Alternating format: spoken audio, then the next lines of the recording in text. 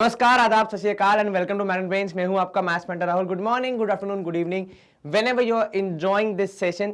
Class 8 के हमारे जितने स्टूडेंट्स हैं, आप सबको ये पता है कि हमारे सारे टीचर जो कि मेरे ठीक पीछे यहाँ पे दिख रहे हैं आपको इस चित्र में, वो सभी आपके साथ कंटिन्यूसली वर्क कर रहे हैं आपकी स्टडीज को अच्छा करने के लिए, आपके एग्जाम में परफॉर्मेंस अच्छा करने के लिए। और हमेशा हमें मानते हैं कि टुगेदर दैट इज हम सब टीचर्स और आप सब स्टूडेंट्स मिलकर पक्का अपनी मंजिल को पा सकते हैं, सक्सेस लाइफ में ला सकते हैं। बस करना क्या है, बहुत सारी मेहनत, बहुत सारी पढ़ाई और थोड़ा सा इंजॉयमेंट भी, जो कि बहुत जरूरी है लाइफ में।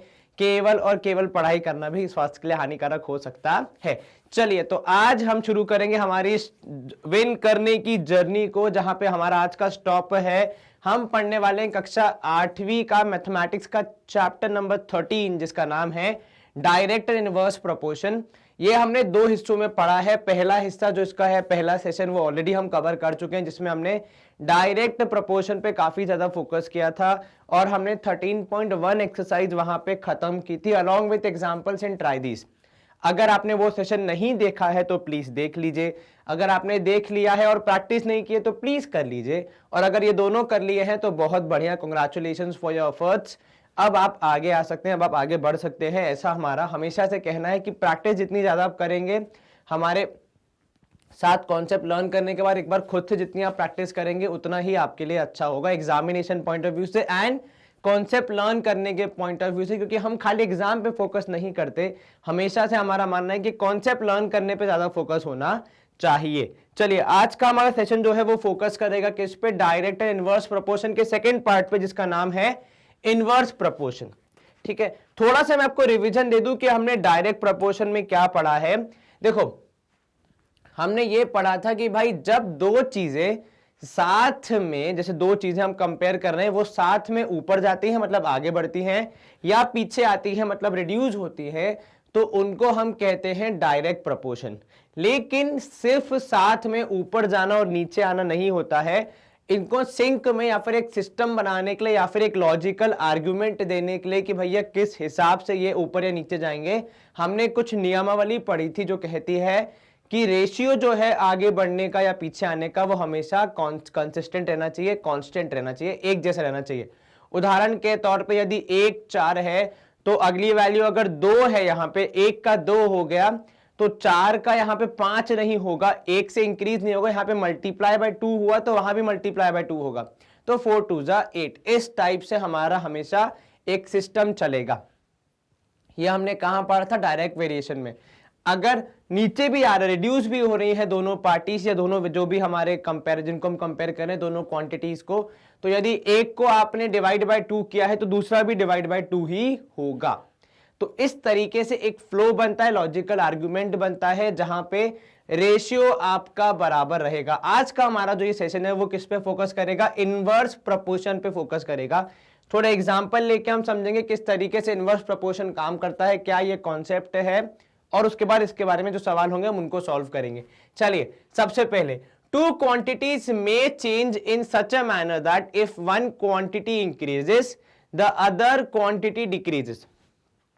इस संसार में कुछ चीजें ऐसी होती हैं जिसमें इस तरीके से चेंज आता है दो क्वांटिटीज में कि यदि एक इंक्रीज हो रही है तो दूसरी डिक्रीज होगी। जैसे यहां पे एग्जांपल भी दिया है, for example as the number of workers increase, ठीक है, time taken to finish a job decrease. तो worker increase, time taken to finish the job decreases. क्या मतलब है इसका कि सर मान लीजिए एक बिल्डिंग बनाने के लिए आपने 10 लोगों को रखा है। अब 10 माले की बिल्डिंग है, 10 लोगों को रखा आपने, तो हो सकता है बिल्डिंग 1 साल में पूरी हो। आपने लोगों की संख्या डबल कर दी, मतलब 10 की जगह 20 लोग काम कर रहे हैं। ऑब्वियस सी बात है, ज्यादा लोग काम करेंगे तो ज्यादा जल्दी काम हो पाएगा, बिकॉज जो 10 लोग काम कर रहे थे उसकी जगह पे 20 लोग काम कर रहे हैं, तो जो 10 काम कर रहे थे वो 20 काम हो जाएंगे, है कि नहीं। तो काम जब डबल हो जाएगा तो ऑब्वियस सी बात है स्पीड भी डबल हो जाएगी, तो काम करने का समय वो क्या हो जाएगा, कम हो जाएगा। हो सकता है 1 साल की जगह 9 महीने हो जाए। 20 की जगह 30 लोग काम करेंगे तो 6 महीने हो जाए। 30 की जगह 40 लोग काम करेंगे तो 3 महीने हो जाए। और हो सकता है कि भैया आपने अगर 100 लोग लगा दिए एक बार में तो एक ही महीने में आपकी बिल्डिंग तैयार। तो ऐसा बिल्कुल हो सकता है। तो हम यहाँ पे कहना क्या चाह रहे हैं इस एग्जाम्पल में कि जब आपने लोगों की संख्या बढ़ाई, वर्कर्स की संख्या आपने इंक्रीज की, तो समय जो लगा बिल्डिंग बनाने में वो धीरे धीरे कम होता जाएगा। ठीक है। सिमिलरली यहां पे एक और एग्जांपल देखिए हमें दिया गया है। Similarly if we increase the speed time taken to cover a distance decreases. अब ये तो बहुत ही अच्छा एग्जांपल है। जब भी आप किसी कहीं जाने के लिए अपनी स्पीड बढ़ाएंगे तो जितना टाइम लगेगा आपको पहुंचने में उस जगह पे वो डिक्रीज होते जाएगा। इसका एक क्लासिक एग्जांपल अगर मैं आपको दूं तो आप गूगल पे जाइए, ठीक है, और मान लीजिए आपके शहर से किसी दूसरे शहर के रास्ते के बारे में गूगल कीजिए कि for example Bhopal to Delhi मैंने अगर किया, ठीक है, उसमें जब आप देखते हैं मैप पे जाके तो आपको 4 ऑप्शन दिखाता है। एक दिखाता है ट्रेन, फ्लाइट, वॉकिंग, कार, और देखना चारों में टाइम अलग अलग होता है। ऐसा नहीं है कि ट्रेन से जाओगे तो भोपाल से दिल्ली नजदीक पड़ेगा, वॉक करके जाओगे दूर पड़ेगा, नहीं, वो चारों ही केसेस में भोपाल से दिल्ली की दूरी सेम ही है। बस फर्क किस चीज का है? स्पीड का है। भाई फ्लाइट से आपको 2 घंटे लगेंगे, ट्रेन से आपको 7-8 घंटे लगेंगे, कार से जाओगे शायद 12-15 घंटे लगेंगे, और पैदल जाओगे शायद बहुत ज्यादा टाइम लग जाएगा। तो इस तरीके से वहां पे आपको क्या दिखता है कि अलग अलग स्पीड, बेसिकली अलग अलग मोड ऑफ ट्रांसपोर्ट की वजह से होता क्या है, स्पीड अलग अलग हो जाती है। तो अलग अलग स्पीड की वजह से आपका जो टाइम लग रहा है वहां तक पहुंचने का वो अलग अलग लगेगा। यहां पे भी देखो आपको एग्जांपल दिया है पीछे कि स्पीड कितनी है, किस वाहन के थ्रू कितनी स्पीड और कितना समय लग रहा है। उदाहरण के तौर पे यहां देखिए, जब आपकी वॉकिंग की स्पीड है 3 तो टाइम कितना लग रहा है आपको? 30। जब आपने स्पीड बढ़ा के कर दी 6 तो ऑब्वियस सी बात है टाइम क्या हो जाएगा? कम हो जाएगा, तो 30 का हो गया 15। जब आपने साइकिलिंग की स्पीड रखी तो वो हो गई 9, तो आपका टाइम हो जाएगा और कम। जब आपने कार से जाना शुरू किया तो स्पीड आपकी होगी और ज्यादा, टाइम और कम लग रहा है। क्या आपको ये समझ में आया? इसको हम थोड़ा और अगर ध्यान से देखें तो यहां पे स्पीड और टाइम में जो आप देख रहे हैं उसमें कुछ कनेक्शन है। आपने स्पीड को डबल किया तो टाइम कितना हो गया? आधा हो गया। जब हम डायरेक्ट प्रोपोर्शन पढ़ रहे थे तब हमने क्या पढ़ा था कि जब स्पीड को मतलब किसी भी चीज को आप डबल करेंगे तो नीचे वाली चीज भी क्या हो जाएगी? डबल हो जाती है। ये रिलेशन चलता है भैया, जो वहां पे हुआ है वही नीचे होगा। लेकिन यहां पे क्या हो रहा है, यहां पे आपने स्पीड को किया डबल तो टाइम हो गया आधा, ठीक है। यहां पे आपने स्पीड को किया ट्रिपल तो टाइम हो गया 1/3। यहां पे आपने स्पीड को किया 15 टाइम्स तो टाइम हो गया 1/15। ये चीज बहुत गौर करने वाली यहां पे कि जब आपने किसी चीज को इंक्रीज किया दूसरी चीज डिक्रीज हो रही है, लेकिन डिक्रीज होने का और इंक्रीज होने का कुछ पैटर्न यहां पे बन रहा है। और गणित पैटर्न की बात करता है, लॉजिक की बात करता है, नियमावली की बात करता है। गणित केवल ऐसे रैंडमली कुछ भी वैल्यूज नहीं बताता, हम यहां बिल्कुल लॉजिक के हिसाब से बात करते हैं। तो यहां से इस एग्जाम्पल से जो मुझे सार निकाल रहा है, जो मुझे मीनिंग निकालना है वो ये निकालना है कि भैया यहां पे कनेक्शन तो है, वॉकिंग की स्पीड और रनिंग की स्पीड में क्या है? डबल है। और उसी के हिसाब से फिर टाइमिंग क्या हो गई आपकी? आधी हो गई है। तो जहां ऊपर डबल किया था, एक चीज को डबल किया तो उसके सामने वाली चीज आधी हो गई।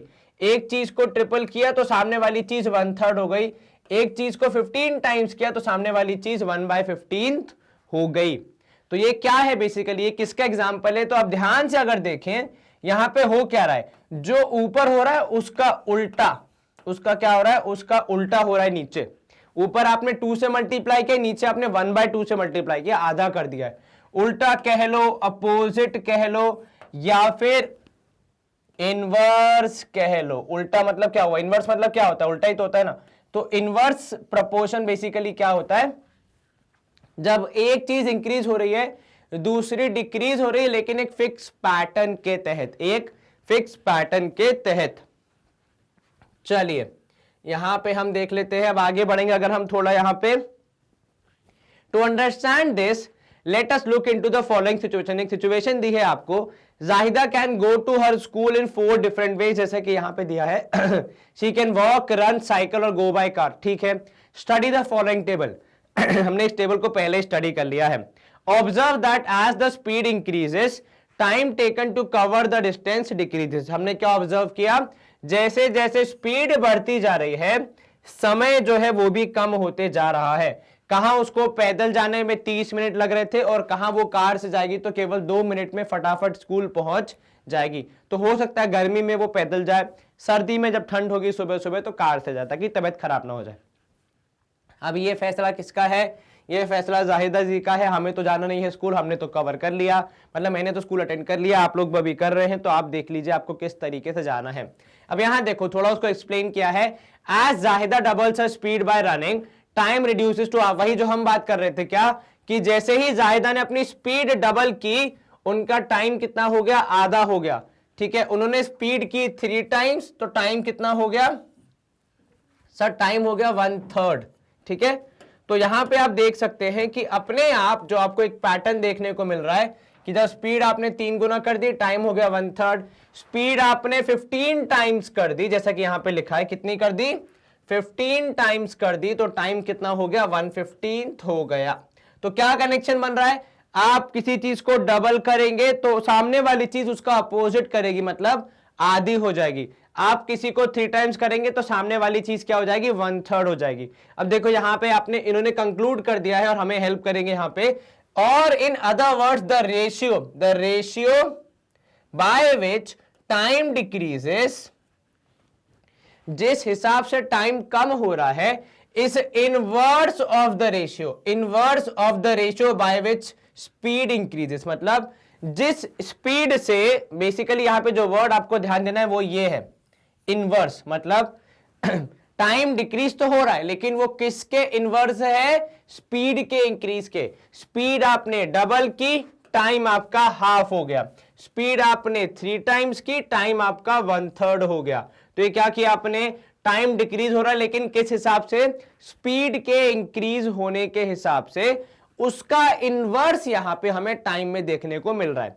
स्पीड आपने 3 टाइम्स की, टाइम हो गया 1/3। स्पीड आपने 15 टाइम्स की, टाइम हो गया आपका 1/5। ठीक है, क्या आपको ये समझ में आ रहा है जो हम कहना चाह रहे हैं यहां पे? कि बेसिकली क्या हो रहा है, चीजें एक फिक्स पैटर्न में चल रही हैं। और पैटर्न क्या है? यदि एक चीज को आप इंक्रीज कर रहे हैं दूसरी चीज डिक्रीज हो रही है। और केवल रैंडमली इंक्रीज और डिक्रीज नहीं हो रहा है, जितने वैल्यू से आप जितने टाइम्स आप इंक्रीज कर रहे हैं, जो डिक्रीज है वो भी उतना 1/5 हो रहा है। जैसे फॉर एग्जांपल आपने 2 टाइम्स किया तो यहां पे 1 क्या हो रहा है? हाफ हो रहा है। आपने 3 टाइम्स किया तो यहां पे 1/3 हो रहा है। तो पैटर्न मेंटेन हो रहा है, आप उसको इंक्रीज करते जाइए, हम यहां पे उसी पैटर्न में डिक्रीज करते जाएंगे। अब यहां पे क्या बोल रहा है? Can we say that speed and time, कौन? Speed and time are inverse in proportion. अब उसने आपको चैप्टर का सबसे मुश्किल सवाल पूछ लिया है कि क्या स्पीड और टाइम को आप इनवर्सली प्रोपोर्शनल बोल सकते हैं? इस इनवर्सली प्रोपोर्शनल होने की कंडीशन क्या है? सर पहली तो दोनों में उल्टा संबंध होना चाहिए, मतलब ये इंक्रीज हो तो वो डिक्रीज हो, ये डिक्रीज हो तो वो इंक्रीज हो जाए। ठीक है, दूसरा केवल इंक्रीज और डिक्रीज होना काफी नहीं है, इंक्रीज और डिक्रीज होने का जो पैटर्न है वो एक सिंक में होना चाहिए। यदि वो हो रहा है तो पक्का इनवर्स प्रोपोर्शन में होंगे। जो हमें यहां पे जाहिदा का एग्जांपल दिया है वो इनवर्स प्रोपोर्शन में है क्योंकि वो पैटर्न को ब्रेक नहीं कर रहा है। जितने टाइम स्पीड बढ़ रही है उसका 1/8 टाइम आपकी टाइम भी कम होते जा रहा है, तो वो सिंक में चल रहे हैं, तो वहां कोई दिक्कत नहीं है। चलिए हम यहां से थोड़ा और आगे बढ़ेंगे, कुछ और एग्जांपल देखते हैं। चलिए यहां पे हमें क्या बोल रहा है? Let us consider another example. ठीक है, a school wants to spend 6,000 on mathematics text book. ठीक है, क्या बोला? एक स्कूल है जो कि 6,000 रुपए खर्चा करना चाह रहा है किस पे? मैथ्स की टेक्स्ट बुक पे।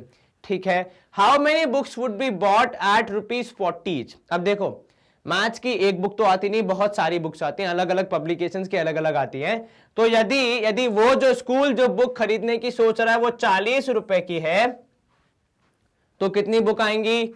150 बुक्स आएंगी। ठीक है, अब if the price of a text book is more than 40, मतलब अगर किताबों की का प्राइस कितना है? 40 से ज्यादा है। हो सकता है किसी दूसरे पब्लिकेशन की जिसमें ज्यादा रंगारंग चित्र हो वो ज्यादा महंगी हो, तब फिर आप क्या देखते हैं? तो आप ये देखेंगे कि जब किताब 40 रुपए की थी तो 150 कॉपी आ रही थी, 150 कॉपी आ रही थी।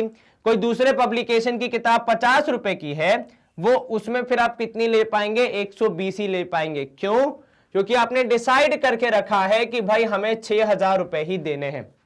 अगर किताब 60 रुपए की है तो आप कितनी किताबें लेंगे? 100 किताबें लेंगे। अगर किताब 75 रुपए की है तो आप कितनी किताबें लेंगे? 80। आपने कहां से डिसाइड किया? भाई आपका फिक्स है 6000 रुपए खर्चा करना है, ठीक है। तो कैसे निकाले आपने वैल्यूज? एमआरपी आपको पता चल जाएगी, डिवाइड करके आप किताबों की संख्या पता लगा सकते हैं। फॉर एग्जांपल यहां पे ये जो वैल्यूज आ रही है कैसे आ रही हैं? सर ये वैल्यूज आ रही हैं, यहां पे आपने 6000 डिवाइड बाय 40 किया होगा, ठीक है। यहां पे आपने 6000 डिवाइड बाय 50 किया होगा, बिल्कुल ठीक। यहां पे आपने 6000 डिवाइड बाय 60 किया होगा, तब जाके 100 आया। यहां पे आपने 6000 डिवाइड बाय 85 किया होगा, यहां पे 80 रुपए है तो आपने 6000 डिवाइड बाय 80 किया होगा, तब आपको 75 किताबें मिलेंगी। और यहां पे 100 रुपए वाली किताब अगर आप लेते हैं तो 6000 डिवाइड बाय 100 कितना हुआ? 60 किताबें। तो कुछ इस तरीके से आपको किताबों की संख्या पता चली यदि आपको एमआरपी पता है तो, ठीक है। चलिए अब आगे देखिए, व्हाट डू यू ऑब्जर्व, हमें क्या देखने को मिल रहा है? You will appreciate that as the price of book increases, जैसे जैसे किताब का दाम बढ़ते जा रहा है, जैसे जैसे किताब का दाम बढ़ते जा रहा है, क्योंकि आपने फंड्स को कांस्टेंट रखा है, मतलब आप 6000 ही खर्चा कर सकते हैं। ऐसे तो बहुत आसान है कि सर अच्छा किताबों का दाम बढ़ते जा रहा है तो बजट बढ़ाते जाओ, नहीं, बजट आपका कितना है? 6000 ही है बजट। तो क्या होगा? आपका जो प्राइस, जो नंबर ऑफ बुक्स आप खरीदेंगे वो क्या हो जाएगा? डिक्रीज होते जाएगा, क्योंकि आपका बजट फिक्स है। अब भाई 40 रुपए की लोगे तो 150 किताबें आएंगी, 100 वाले लोगे तो 60 किताबें ही आएंगी। और ऐसा क्यों हो रहा है? क्योंकि बजट हमारा कांस्टेंट है, फिक्स है, ठीक है। अब यहां पे ratio by which the price of book increases when going from 40 to 50 is 4:5, ठीक है। And the ratio of the corresponding number of books decreases from 150 to 120, that is 5:4। अब यहां पे समझने वाली बात क्या कह रहा है आपसे वो, कि जब आप कंपेयर करोगे, जब आप ध्यान से देखोगे तो किताबों के प्राइस का जो रेशियो है वो कितना है? यहां पे है 4:5, जबकि जब आप देखते हो किताबों की संख्या का रेशियो तो वो हो जाएगा 5:4। कैसे? यहां देखो, शून्य से शून्य कैंसिल, 3 4 और यहां पे 3 5 है ना। तो यहां पे आपको देखने वाली बात यह है कि ऊपर प्राइस का रेशियो है 4:5 और नीचे किताबों की संख्या का रेशियो कितना है? 5:4। ये क्या हो गया सर? ऊपर है 4:5, नीचे है 5:4, मतलब यहां पे है उल्टा कनेक्शन, इनवर्स प्रपोर्शन। यहां पे क्या है? इनवर्स प्रपोर्शन है, क्योंकि आपका रेशियो उलट हो जा रहा है। यहां पे है 4:5, यहां पे है 5:4। ये चीज हमारे लिए बहुत इंपॉर्टेंट है कि यहां पे आप जब देखते हैं रेशियोज को तो रेशियोज कैसे हो रहे हैं? उलट हो जा रहे हैं। इसलिए इसका नाम क्या है? इनवर्स प्रपोर्शन है। क्या नाम है इसका? इनवर्स प्रपोर्शन इसका नाम है। और इसी से हम कह सकते हैं कि this means that the two ratios are inverse of each other, क्योंकि ऑब्वियस सी बात है, यहां है 4:5, यहां है 5:4, मतलब क्या है? एक दूसरे के इनवर्स रेशियोज हैं। हालांकि जब आप डायरेक्ट प्रपोर्शन देखते हैं तो आप रेशियोज ऐसे मेजर करते हैं, ऊपर नीचे दो क्वांटिटीज के बीच में, ठीक है। तो दोनों ही कॉन्सेप्ट में अलग अलग तरीके से रेशियो को मेजर किया जा रहा है ताकि अलग अलग कॉन्सेप्ट को हम समझ सके, ठीक है। वहां पे आपने रेशियो ऊपर नीचे मेजर किए थे और डायरेक्ट प्रपोर्शन में क्या होता है? वो रेशियो कंसिस्टेंट रहना चाहिए। तो सर यहां पे क्या कांस्टेंट रहता है वो हम अभी देखेंगे थोड़ा सा और आगे बढ़ने के बाद, और मैं इन्हीं एग्जांपल पे वापस भी आऊंगा आपके लिए। चलिए अब यहां पे देखिए, ये हमने देखा रेशियो कितना है? 4:5, 5:4। नोटिस दैट अब यहां पे इंपॉर्टेंट चीज आ रही है सबसे अच्छी। Notice that the product of the corresponding values of the two quantities is constant, that is 40 into 150, 50 into 120, 6000। क्या कांस्टेंट है? क्या कांस्टेंट है? सर जो आपका प्राइस है, जो फंड है, जो बजट है कि भाई किताबें कितने रुपए की आएंगी, सर किसी भी केस में किताबें 6000 की ही आएंगी। आप इनको मल्टीप्लाई करके देख लीजिए वैल्यू कितनी आएगी? 6000। तो यहां पे आप इनवर्स प्रपोर्शन और डायरेक्ट प्रपोर्शन का डिफरेंस देखते हैं।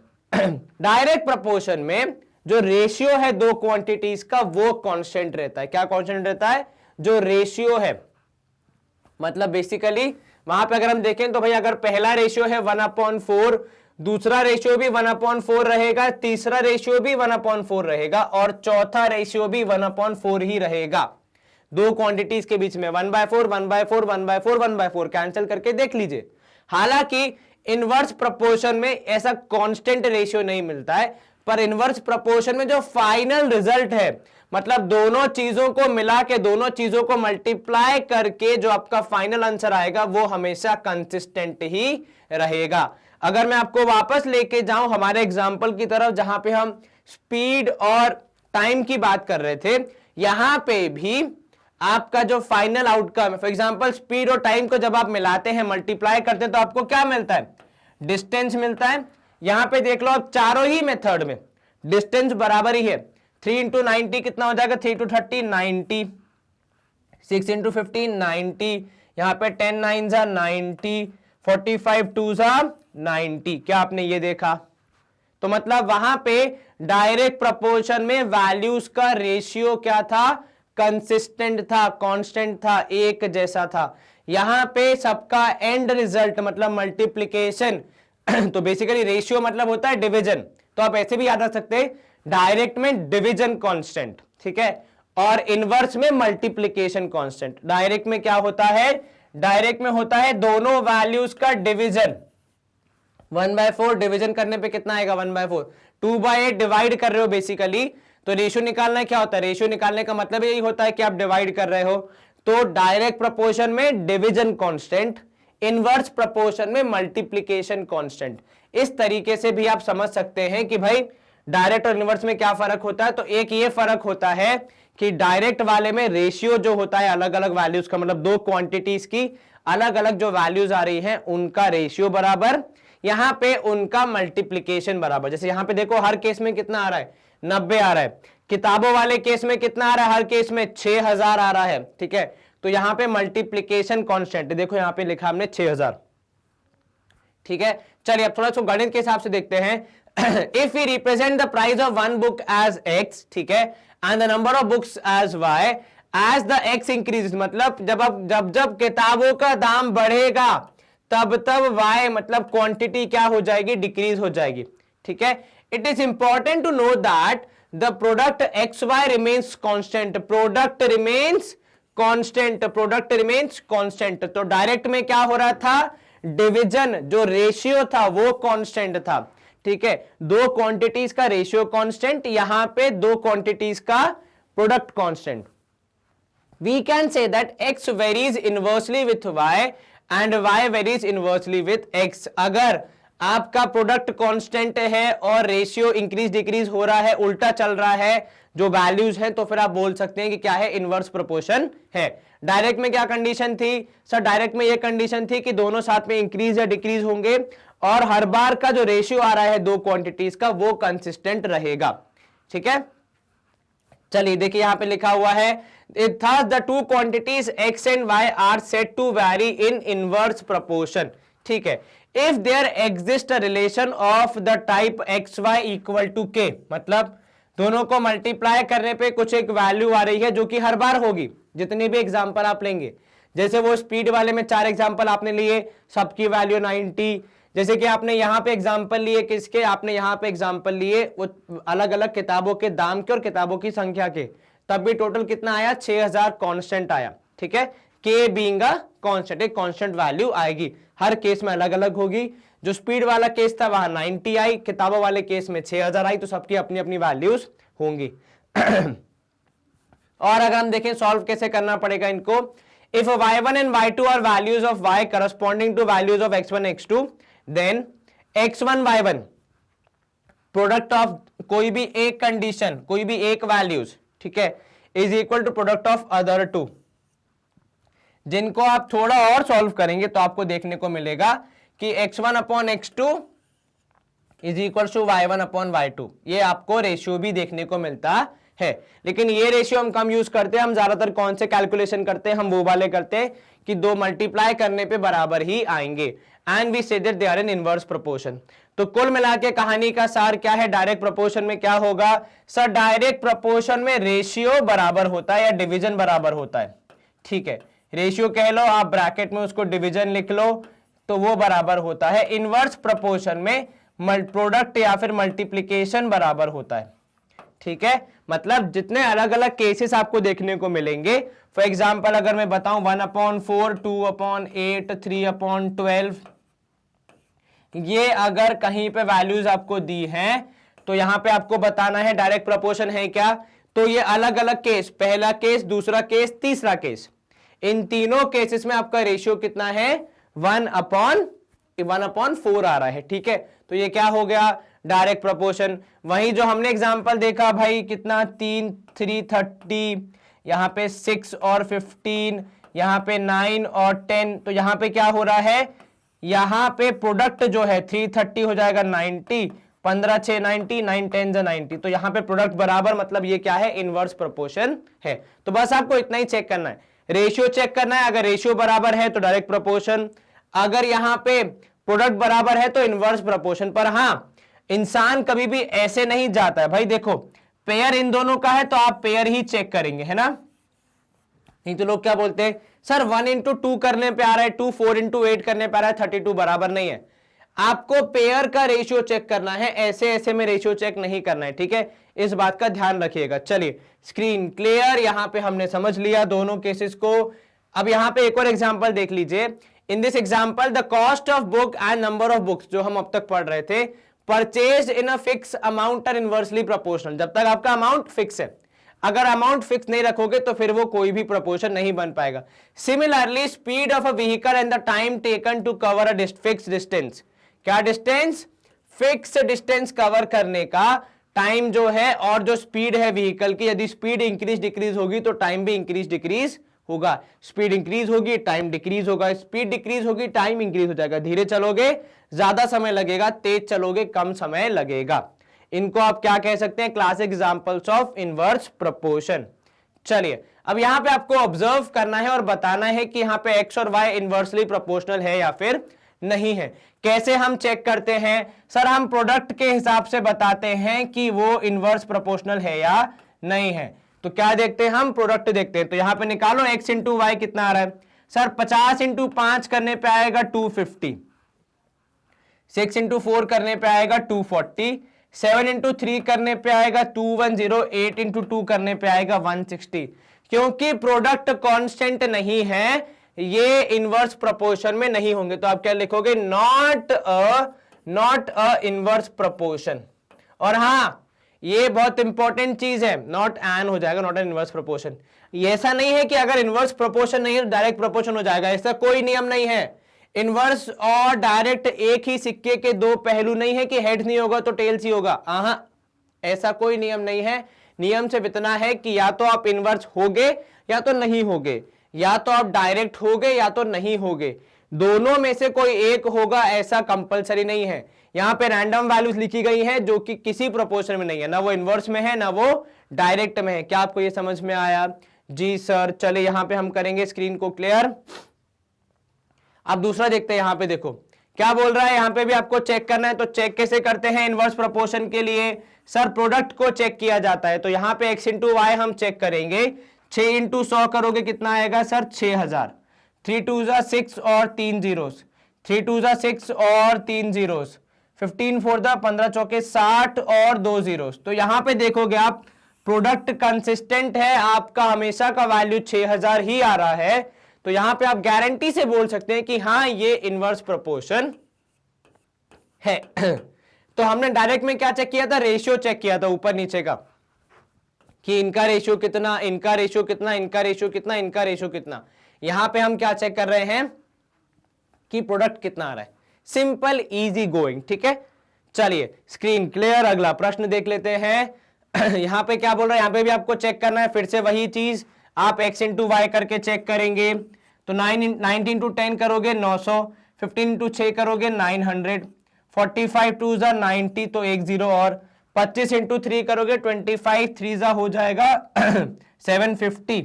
अब देखो यहां पे फंसाने का प्रयास किया गया है। कई बार इंसान के सोचता है अरे 3 में आया 900 आगे भी आएगा, मार्क कर दो इनवर्स प्रोपोर्शन। पूरा चेक करना है, पूरा का पूरा। यहां पे आएगा 3 2 जा 6 600, 35 इंटू 5 करोगे 5 5 25, 5 यहाँ 2 ऊपर, 5 15 16 17 175। तो ये क्या हो गया सर, शुरू के 3 तक तो है इनवर्स प्रोपोर्शन क्योंकि वैल्यू सेम आ रही, उसके बाद इनवर्स प्रोपोर्शन नहीं है। लेकिन आपको क्योंकि कंबाइंड आंसर देना है, पूरे के लिए देना है, तो आप क्या बोलोगे, नॉट एन इनवर्स प्रोपोर्शन। क्या बोलोगे, नॉट एन इनवर्स प्रोपोर्शन, क्योंकि प्रोडक्ट कांस्टेंट नहीं है। चलिए हमने यहाँ पे स्क्रीन कर दी है क्लियर, और हम मूव करेंगे अब अगले हमारे कॉन्सेप्ट की तरफ, जो कि एग्जांपल नंबर 7 है। इस सवाल को सॉल्व करने का प्रयास करेंगे। अब देखिए यहाँ पे क्या बोल रहा है, 6 pipe are required to fill a tank in 1 hour 20 minutes। मतलब 6 पाइप यदि हमने लगाए एक टैंक के अंदर, एक टैंक के बाहर, मतलब पानी निकालने के लिए, तो भरने के लिए माफ कीजिएगा, तो 1 घंटे 20 मिनट, अर्थात कितना टाइम, मतलब करीब करीब 60 और 20 80 मिनट लगते हैं आपको उस टैंक को फिल करने में। ठीक है, how long will it take only 5 pipes for the same type. ठीक है, अब क्या बोल रहा है आपको कि यदि 6 की जगह 5 ही पाइप उपयोग किए जा रहे हैं टंकी फिल करने के लिए, तो कितना समय लगेगा। ठीक है, अब यहां पे टाइम टेकन, मैं यहां पे लिख रहा हूं भाई, टाइम टेकन बाय 6 पाइप्स कितना है, टाइम टेकन बाय 6 पाइप्स हो जाएगा 1 hour 20 minutes, जिसको आप 80 मिनट्स भी लिख सकते हैं। ठीक है, ऐसा कुछ। चलिए अब आपको पता क्या करना है सर, पता करना है टाइम टेकन बाय 5 पाइप्स। इसको मैं लिख रहा हूं x के बराबर। यदि मैं इसको एक टेबल का फॉर्म बनाऊं ताकि मेरा काम आसान हो जाए, तो टेबल के हिसाब से यहां पे हमारे पास आएगा पाइप्स और नीचे आएगा टाइम।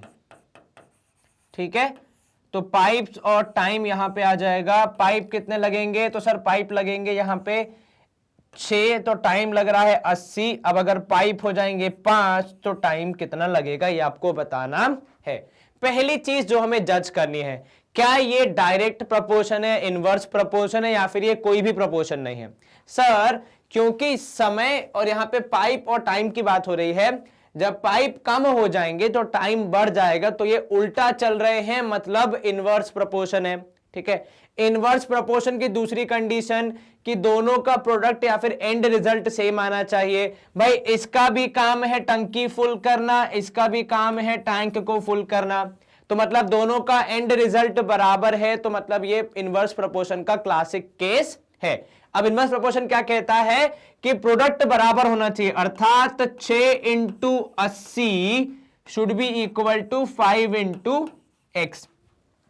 एक और नजरिया देखने का, जब 6 पाइप 80 मिनट तक चलेंगे तब पूरी टंकी फिल हो जाएगी। तो पूरी टंकी फिल होने के लिए क्या चाहिए, 6 पाइप और 80 मिनट, है ना। तो 6 8 जा 48, मतलब कितना काम हुआ, 480 काम हुआ, ऐसे देखा जाए। ठीक है, और इतना ही काम, क्योंकि पूरी टंकी भरनी है, तो इतना ही काम दोबारा किसको करना है, 5 पाइप को करना है। उसमें समय कितना लगेगा उसको हमने माना है x।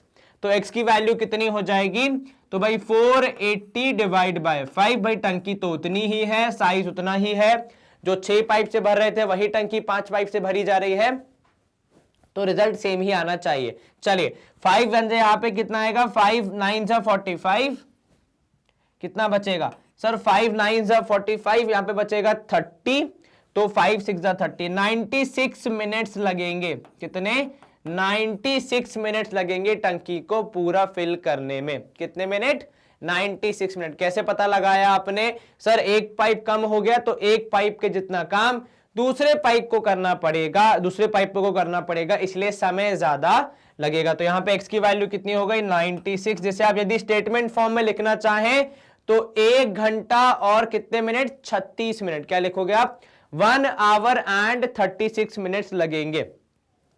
कब, 5 पाइप के केस में। ठीक है, क्या आपको यह समझ में आया, जी सर। इनवर्स प्रोपोर्शन की कंडीशन क्या होती है कि भाई एक चीज डिक्रीज दूसरी चीज इंक्रीज हो जाएगी, जो यहां पे हो रहा है, और एंड रिजल्ट दोनों का सेम है कि भाई दोनों को टंकी फुल करनी है। ठीक है, चलिए कितने मिनट, 96 मिनट लगेंगे किस चीज में, टंकी को फुल करने में, यदि 5 पाइप यूज किए जा रहे हैं तो। चलिए स्क्रीन क्लियर, एग्जांपल 7 हमने यहां पे खत्म कर लिया। एग्जांपल 8 देख लेते हैं। There are 100 students in a hostel. एक हॉस्टल में कितने विद्यार्थी हैं, 100 विद्यार्थी हैं। Food provision for them is 20 days. ठीक है, how long will this provision last if 25 more students join the group. चलिए यहां पे क्या बोल रहा है, number of days food provision, number of days food provision is available. ठीक है, कितने दिन के लिए अवेलेबल है? तो यहां पे आप क्या लिखोगे? 20 डेज अवेलेबल फॉर कितने स्टूडेंट्स? फॉर 100 स्टूडेंट्स, ये भी लिख देते हैं। चलिए कितने? 20 डेज, 100 विद्यार्थियों के लिए 20 दिन खाना चलेगा। अब आप बोल रहे हैं 25 और विद्यार्थी आ गए, तो भाई number of days food provision is available for, पहले कितने थे? पहले 100 थे, अब कितने हो गए? 25 मोर, तो 125 स्टूडेंट्स हो गए। और कितने दिन खाना चलेगा ये आपको बताना है, तो हमने उसको मान लिया x। अगर हम यहां पे टेबल ड्रॉ करके अपनी कहानी को बताना चाहें, क्योंकि हमें टेबल ड्रॉ करने से काफी आसानी से सवाल सॉल्व करने में हेल्प हो जाती है, तो हम लिख रहे हैं ऊपर स्टूडेंट्स और नीचे हम लिखेंगे डेज मतलब कितने विद्यार्थी और कितने दिन। 100 विद्यार्थी 20 दिन, 100 विद्यार्थी 20 दिन। अब अगर आपने विद्यार्थियों की संख्या कर दी 125, 125, तो कितने दिन खाना चलेगा ये आपको बताना है। पहले चेक करो इनवर्स प्रोपोर्शन है कि नहीं है। सर जब विद्यार्थियों की संख्या बढ़ जाएगी तो ऑब्वियसली यहां पे दिनों की संख्या कम करनी पड़ेगी, क्योंकि भाई खाना तो उतना ही है हॉस्टल में, है ना। अभी हम ऐसा मान रहे हैं, बाहर से खाना लाना अगर पॉसिबल नहीं है तो ठीक है, क्योंकि भाई आपने फूड प्रोविजन पहले से खरीद लिया होगा, भाई महीने का राशन पहले से खरीद लिया जाता है, तो अगर उतना ही राशन है, नया राशन नहीं लाया जा रहा है, तो वो फिक्स रहेगा। ठीक है, तो यहां पे एक चीज फिक्स है, वो है राशन, तो मतलब यहां पे फूड जो है वो फिक्स है दोनों ही केस में। चेंज क्या हो जाएगा? अब जब विद्यार्थियों की संख्या बढ़ जाएगी तो दिनों की संख्या कम हो जाएगी।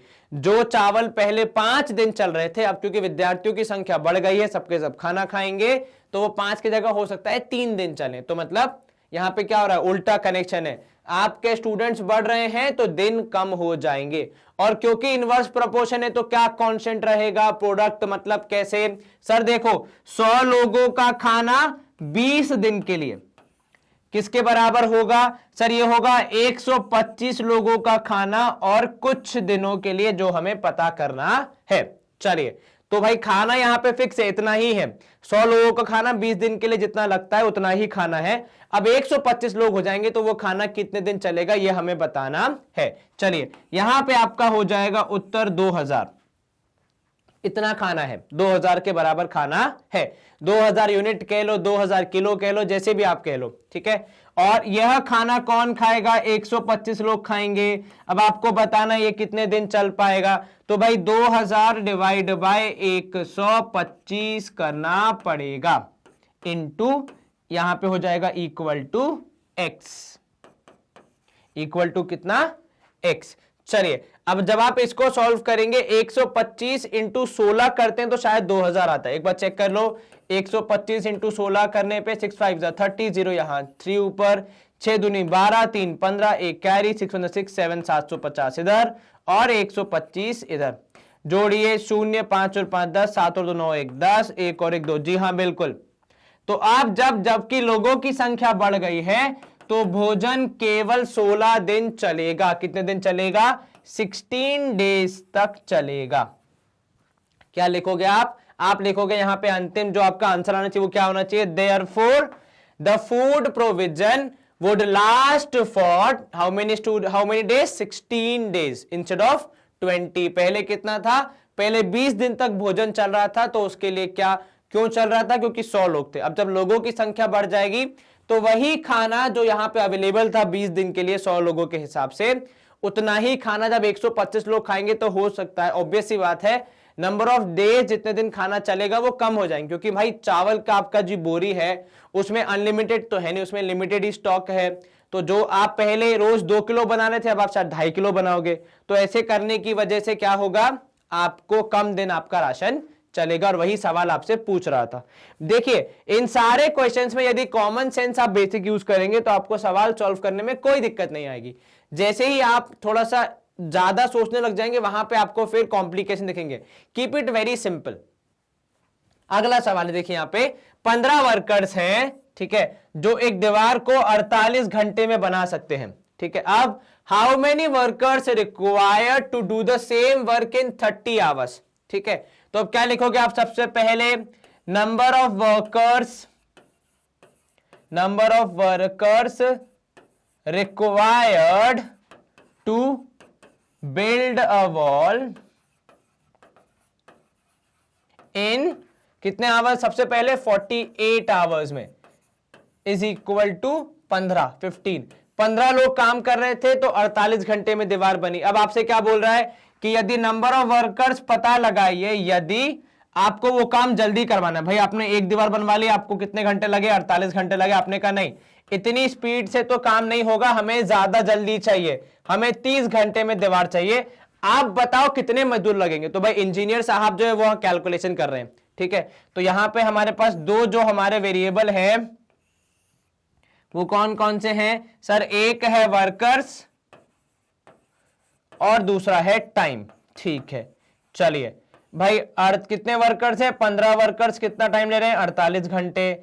अब आपके अगर टाइम हो गया आपका 30 घंटे, आपको बताना है वर्कर्स कितने लगेंगे। कैसे पता लगाएंगे, पहले ये देखो कि ये इनवर्स प्रोपोर्शन में है या फिर डायरेक्ट प्रोपोर्शन में है, वो चेक करो। सर जब वर्कर्स की संख्या बढ़ेगी, ठीक है, समय आपका कम हो जाएगा, तो ये इनवर्स प्रोपोर्शन का एक एग्जांपल बन रहा है। अब यहां पे हमें दूसरी चीज क्या देखनी है, कौन सी चीज कांस्टेंट है। सर यहां पे जो काम करना है वो तो फिक्स ही है ना, इन दी एंड बनानी तो दीवार ही है, तो यहां पे भी आपने वॉल बनानी है, यहां पे भी आपने वॉल ही बनानी है, दोनों वॉल बराबर ही है, तो मतलब दोनों काम बराबर है। तो क्या कांस्टेंट है, वॉल बनाना कांस्टेंट है। अच्छा वॉल बनाने के लिए कितनी मेहनत चाहिए, सर 15 लोग 48 घंटे काम करेंगे तब वॉल बनेगी। 15 लोग 48 घंटे काम करेंगे तब वॉल बनेगी। और यही वॉल बनाने के लिए आपको कितने लोग लगेंगे, यदि आप 30 घंटे में काम खत्म करवाना चाहते हैं तो। दोनों पक्ष बराबर, क्योंकि दोनों सेम ही चीज की बात कर रहे हैं, किस चीज की, वॉल बनाने की, ठीक है। यहां भी वॉल बन रही है, यहां भी वॉल बन रही है, लेकिन समय अलग अलग है, इसलिए लेबर की संख्या ऊपर नीचे होगी, जो हम एक्स के थ्रू फाइंड करेंगे। चलिए तो 15 इंटू 48 होल डिवाइड बाय 30 हो जाएगा, ठीक है। और यहां पे आपको मिल जाएगा x, 15 एकम 15, 15 दूनी 30, 2 1 जा 2, और यहां हो जाएगा 24। तो 24 लोग लगेंगे, 24 वर्कर्स लगेंगे वॉल बनाने के लिए। कितने वर्कर्स लगेंगे, 24 वर्कर्स लगेंगे वॉल बनाने के लिए। क्या आपको यह समझ में आया, यस सर, कहीं कोई शंका मन में नहीं सर।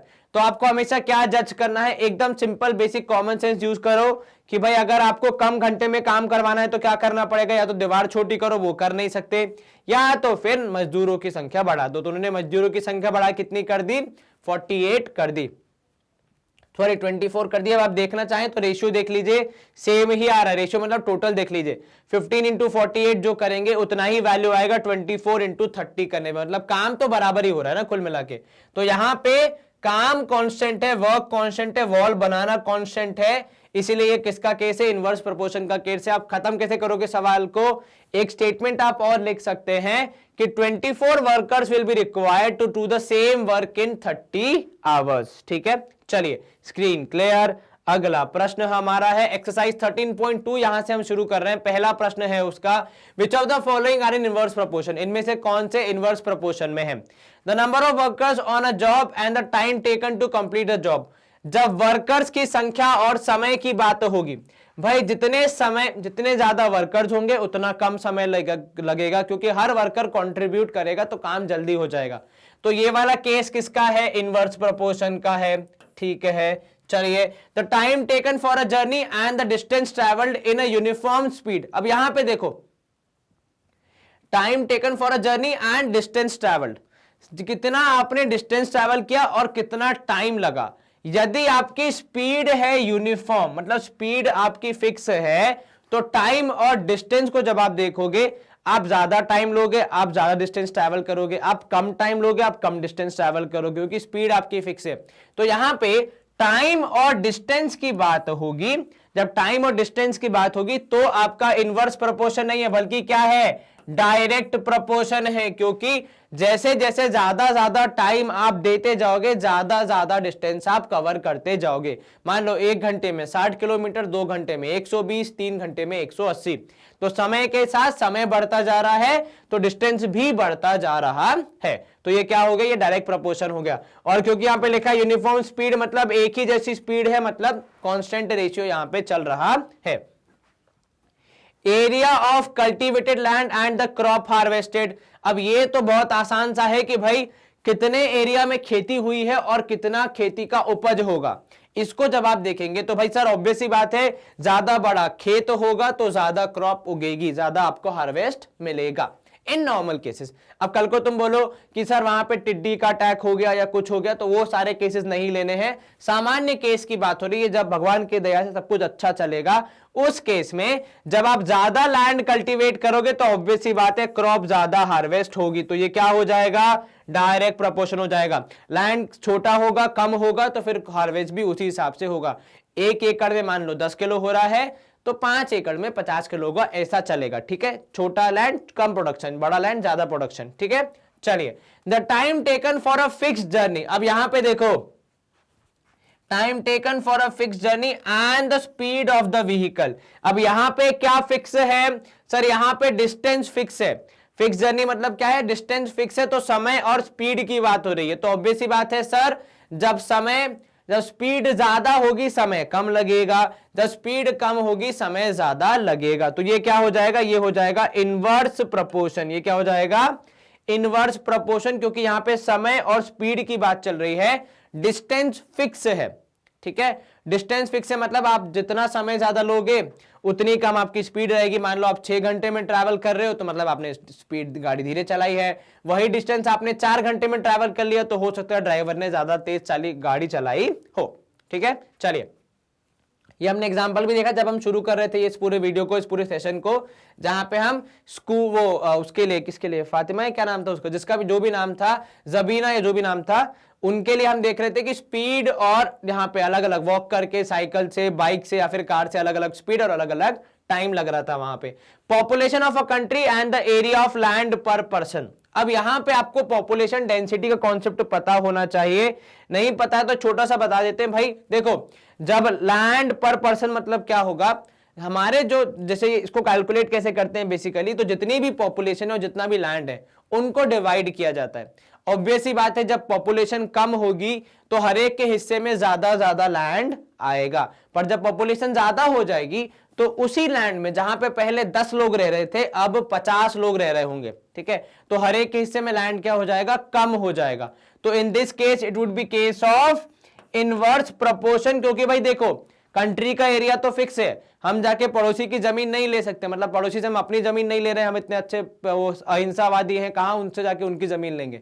तो फिर हम लोग कैसे लोग हैं, बहुत ही अहिंसावादी सुकून चैन से जीने वाले लोग हैं। तो लैंड यहाँ पे फिक्स है, लेकिन पॉपुलेशन बढ़ती जा रही है। अब जब पॉपुलेशन बढ़ती जाएगी तो उतने ही लैंड में बाकी सबको हमको एडजस्ट करना पड़ेगा, और उनको एडजस्ट करने के लिए हम क्या करेंगे, हमारा ऑब्वियस ही बात है प्रति व्यक्ति जो लैंड है वो कम हो जाएगा। मतलब अगर पहले एक व्यक्ति 1 एकड़ लैंड के बराबर नॉट नेसेसरी खरीद के रखा था, बट उसके लिए उतनी स्पेस थी, अब उतने ही में 10 लोग आ जाएंगे तो 1 एकड़ में 10 लोग हो गए, तो आपका शेयर उस लैंड में कम हो गया। यहां पे खरीदने बेचने की बात नहीं हो रही है, जस्ट अ कैलकुलेशन की कितनी डेंसिटी है हमारी। पॉपुलेशन डेंसिटी एक कॉन्सेप्ट होता है जो आप पढ़ते हैं ज्योग्राफी में, और आप ये देखते हैं कि भाई एक फिक्स लैंड में कितने लोग रह रहे हैं। जैसे यूपी की पॉपुलेशन डेंसिटी ज्यादा है, राजस्थान की कम है, फॉर सम रीजंस। ठीक है, चलिए स्क्रीन क्लियर, और यहां पे हम मूव करेंगे अगले प्रश्न की ओर। सवाल क्रमांक 2 है हमारा, in a television game show the prize money of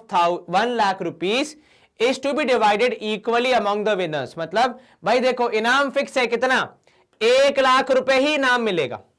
अब चाहे एक व्यक्ति जीते चाहे 2 जीते, अब ऑब्वियस ही बात है अगर एक व्यक्ति जीतेगा तो क्या होगा, पूरा उसको 1 लाख मिल जाएगा।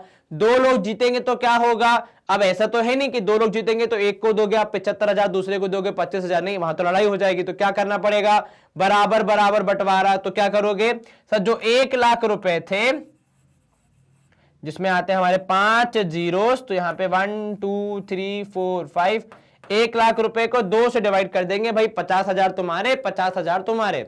जब 4 लोग होंगे तो सर 25,000 हर एक को मिलेंगे। अगर 5 लोगों ने जीता तो सर 1 लाख रुपए हैं, हर एक को बराबर बराबर मिलेंगे, तो 20,000 हर एक को मिलेंगे। अगर 8 लोगों ने जीता तो सर 12,500 हर एक को मिलेंगे। चलिए अगर 10 लोगों ने जीता तो सर 5,000 हर एक को मिलेंगे, और यदि 20 लोगों ने जीता तो 2,500 रुपए हर एक को मिलेंगे। लॉटरी टाइप का है भाई साहब, 1 लाख रुपए फिक्स है। अब किसको कितने मिलेंगे वो हमने कैसे डिसाइड किया, डिवाइड करके। भाई 1 लाख रुपए थे, 4 लोग जीतेंगे, हर एक को बराबर मिलेगा 25,000। 5 लोग जीतेंगे, हर एक को बराबर मिलेगा 20,000। 10 लोग जीतेंगे, हर एक को बराबर मिलेगा 5,000 रुपए। अब आपसे आगे क्या पूछ रहा है, कंप्लीट द फॉलोइंग टेबल, हमने कर दिया है। And find whether the prize money given to an individual winner is directly और inversely proportional to number of winners. आपको इन दोनों के बीच में बताना है कि डायरेक्ट प्रोपोर्शनल है या इनवर्स प्रोपोर्शनल है। क्या व्यक्तियों की या जीतने वालों की संख्या के बढ़ने से प्राइज मनी बढ़ रही है? नहीं सर, वो तो बल्कि घट रही है। तो एक चीज हो रही है इंक्रीज, एक चीज हो रही है इंक्रीज, और दूसरी चीज हो रही है डिक्रीज। तो ये क्या हो जाएगा सर, ये हो जाएगा इनवर्स प्रोपोर्शन। क्या हो जाएगा, इनवर्स प्रोपोर्शन हो जाएगा। क्या केवल बढ़ने घटने से इनवर्स प्रोपोर्शन डिसाइड होता है? नहीं सर, हम ये भी देखते हैं कि क्या वहां पे कंसिस्टेंटली या फिर कांस्टेंट रिजल्ट आ रहा है, मतलब कुल मिला के जो इनाम की राशि है वो बराबर है कि नहीं। सर सारे ही केस में इनाम की राशि 1 लाख रुपए आएगी, यहां भी 1 लाख, यहां भी 1 लाख, यहां भी 1 लाख, यहां भी 1 लाख, और बाकी सारे केसेस में 1 लाख रुपए ही बढ़ रहे हैं। तो क्योंकि फाइनल रिजल्ट या फिर टोटल जिसे आप कहते हैं वो बराबर है, तो हम क्या कहेंगे, ये इनवर्स प्रोपोर्शन का केस है। तो न सिर्फ इंक्रीज डिक्रीज बट कांस्टेंट क्या है, यहां पे आपका टोटल अमाउंट कांस्टेंट है जो कि फाइनली डिस्ट्रीब्यूट हुआ, इसलिए आप क्या कहोगे, किसका केस है, ये इनवर्स प्रोपोर्शन का केस है। अगर ऐसा होता कि बढ़ घट रहा है, मतलब एक चीज इंक्रीज दूसरी चीज डिक्रीज हो रही है, पर जो हमारा टोटल अमाउंट है प्राइस का वो ऊपर नीचे हो रहा है, वो सेम नहीं है, तो हम कहते हैं कि नहीं, ये इनवर्स प्रोपोर्शन नहीं है। ठीक है, चलिए सवाल क्रमांक 3 अब क्या बोल रहा है आपसे, Rahman is making a wheel using spokes. ठीक है, रहमान भाई साहब यहां पे जो क्या बना रहे हैं, ऐसे चक्र बना रहे हैं, टायर बना रहे हैं। He wants to fix equal spokes in such a way that the angle between any pair of consecutive spokes are equal. अब यहां पे ध्यान देना, जब भी आप कोई साइकिल या फिर कोई व्हीकल देखते हो, उसमें जो स्पोक्स होते हैं उनके बीच का एंगल हमेशा फिक्स होता है। और वो क्यों, ताकि भाई गाड़ी का बैलेंस ना बिगड़े और कल को कोई धचका वचका आए तो किसी स्पेशल एक स्पोक पे ज्यादा दबाव ना पड़े। ठीक है, अब आपसे क्या बोल रहा है कि भाई उन्होंने फिक्स कर लिया है कि उनको एंगल फिक्स ही रखना है, एंगल कितना रखना है, बराबर रखना है सारों के बीच में। ठीक है, तो मतलब लेकिन एक मिनट देखो, अब यहां पे शुरू कैसे करेंगे हम, क्या है, व्हील है, व्हील के एंगल का कितना होगा कुल मिला के, मतलब कितना एरिया बांट पाओगे। सर कुल मिला के हम लोग पूरा ही एरिया बांट पाएंगे, जिसे हम कहते हैं गणित की भाषा में 360 डिग्री। तो कुल मिला के जो आपके सारे एंगल्स हैं, जितने पार्ट्स हैं, उन सारे एंगल्स का सम कितना आएगा, 360 आएगा, बिकॉज पूरा व्हील आपको कवर करना है। और टोटल जो है आपका एंगल कितना होगा, 360 होगा सारे ही केस में, चाहे आप 4 लगा लो, चाहे 6 लगा लो, चाहे 8 लगा लो, चाहे 10 लगा लो, या चाहे 12 स्पोक्स लगा लो। ऐसा तो है नहीं कि ज्यादा स्पोक्स लगाने से जो बीच का एंगल है, जो सेंट्रल एंगल है सर्कल का, वो बढ़ जाएगा या घट जाएगा, वो फिक्स ही रहेगा 360। चक्र तो पूरा 360 का ही रहेगा, सर्कल ही रहेगा, है ना। तो ये पूरा एक यहाँ पे कंसिस्टेंट आपको कांस्टेंट दिख रहा है, क्या टोटल कांस्टेंट है। तो हम क्या कहेंगे, सर ऑब्वियस ही बात है, जब स्पोक्स बढ़ जाएंगे तो जो उनके बीच का एंगल होगा वो घट जाएगा, गैप जो होगा वो कम होते जाएगा, क्योंकि जितने ज्यादा स्पोक्स होंगे उतने ज्यादा पार्टीशन हो जाएंगे, तो एंगल को कम होना पड़ेगा। अब 8 आपको स्पोक्स लगाने, 360 आपके पास कुल मिला के एंगल है, डिवाइड करके आंसर निकाल सकते हो। यस सर, 8 4 हो जाएगा 32, और फिर 8 5 40, तो यहां आंसर कितना आएगा, 45 डिग्री आएगा। अब जब अगर आपको 10 लगाने हैं तो 360 डिवाइड बाय 10, तो 36 डिग्री यहां पे आंसर आएगा। लास्ट वाले में 360 डिवाइड बाय 12, तो आपका आंसर आएगा 30 डिग्री, क्योंकि 12 3 होगा 36। ठीक है, क्या किया आपने यहाँ पे सिंपल कॉन्सेप्ट यूज किया। हालांकि ये क्वेश्चन इनवर्स प्रोपोर्शन का है, लेकिन ये बहुत ही सामान्य सा सवाल है, एकदम जनरल नॉलेज वाला, कि भाई आपके स्पोक्स बढ़ते जा रहे हैं तो आपको पैटर्न बताना है, एंगल कितने कम होते जाएंगे। क्या ये इनवर्स प्रोपोर्शन का केस है? हां जी सर, द स्पोक्स बढ़ रहे हैं तो एंगल घटते जा रहा है। दूसरी चीज, जो टोटल है वो हमेशा कांस्टेंट है, 360 ही आ रहा है किसी भी केस में। तो मतलब हमने सही तरीके से इसको सॉल्व किया है। आपको टेबल फिल करना था, आपने टेबल फिल कर दिया। आप चाहें तो स्टेटमेंट कुछ लिख सकते हैं एक दो, अन्यथा ऐसे ही छोड़ सकते हैं। चलिए, स्क्रीन क्लियर आपका। यहां पे सवाल क्रमांक 3 होता है खत्म। अब देखो यहां पे क्या बोल रहा है, हम पहले इसको फिल कर लेते। कितना था? 8 के लिए था सर 45, 10 के लिए था सर 336 और इसके लिए था 30 डिग्री। अब पहला सवाल क्या है यहां पे उसी के अंदर, are the number of spokes and the angle formed between them for consecutive spokes is inverse proportion. क्या यहां पे स्पोक्स की संख्या और उनके एंगल्स की संख्या बराबर है? बराबर है क्या? मतलब क्या वो इनवर्स प्रोपोर्शन में? हाँ जी सर, इनवर्स प्रोपोर्शन में, क्योंकि पहली चीज तो द स्पोक्स हो रहा है इंक्रीज तो एंगल हो रहा है डिक्रीज, ठीक है। और दूसरी चीज, इनका जो टोटल है, इनका जो फाइनल आउटकम है वो फिक्स ही आ रहा है। कितना? 360, 360 हर केस में 360 ही आएगा, क्योंकि व्हील के बीच का एंगल तो 360 ही है। अब उसको 4 से बांटो, 6 से बांटो, 8 से बांटो, 10 से बांटो या 12 से बांटो, वो फिक्स ही रहेगा। तो क्या इनवर्स प्रोपोर्शन है? यस, दोनों कंडीशन फुलफिल हो रही है। अब यहां पे आगे देखो, calculate the angle between a pair of spokes and on a wheel with 15 spokes. क्या बोल रहा है? आपने 12 तक कर लिया, अब वो किसकी बात कर रहा है? 15 की बात कर रहा है। वो कैसे करोगे सर? टोटल तो बराबर ही रहेगा, क्योंकि भाई व्हील के बीच का एंगल तो 360 फिक्स है। तो मैं लिख सकता हूं यहां पे कि भाई 4 इंटू 90 करने पर 15 इंटू एक्स के बराबर आएगा। भाई 4 इंटू 90 मतलब number of spokes into 90 into angle should be equal to number of spokes into the angle, ठीक है। अब एंगल आपको पता करना है। जब आप इसको सॉल्व करेंगे 4 इंटू 90 डिवाइड बाय 15 करने पे आपको मिलेंगे कितना एंगल होगा। अब 15 और 90 में कनेक्शन है, 15 छक्के होता है 90, 6 4 24 डिग्री होगा हमारा एंगल यदि 15 स्पोक्स हैं तो। क्या आपको ये समझ में आया? जी सर।